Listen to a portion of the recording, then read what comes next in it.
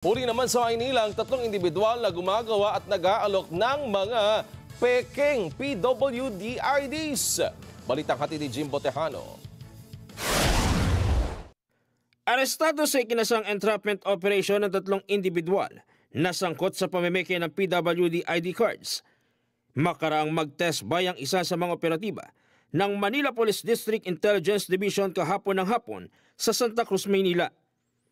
Nag-ugat ang lahat matapos makatanggap ng reklamo ang nasabing departamento dahilan upang ikasa ang operasyon.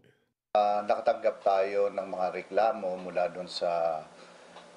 sa mga maliliit na mga negosyante at the same time doon sa social welfare ng Manila doon sa paglaganap ng mga peking PWD card.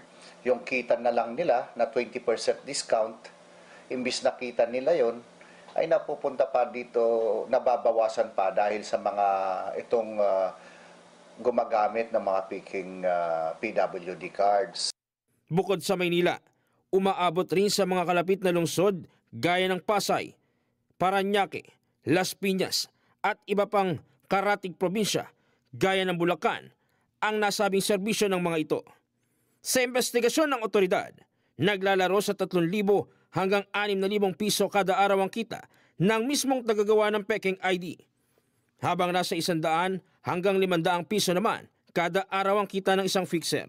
Paliwanag ng mga suspect. Hindi lang po ako nag-isa, marami nauna pa, sir.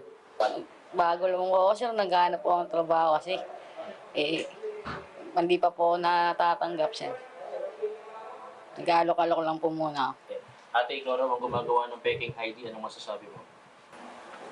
Wala po. Ha? Wala po. Paano yun? Nahuli kayo? Ganun po talaga.